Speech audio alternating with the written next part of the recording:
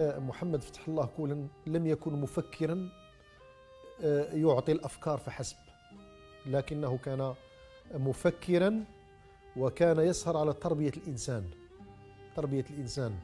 تربية الإنسان ليس بالمعنى الجماعي، بمعنى تربية الإنسان عند الجماعات أو الحركات الإسلامية. هذه تربية أكاد أن أقول بأنها منغلقة، كل تربية تعطي لإنسانها ولا تسمح له أن يطل على غيره، ففيه نوع من التعصب كتعصب المذاهب الفقهية القديمة.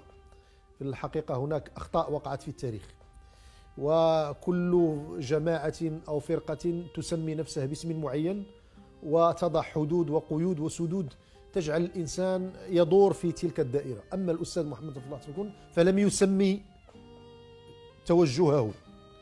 ماذا نطلق عليه؟ هل فيه جماعة، هل تسمى هذه الجماعة باسم معين؟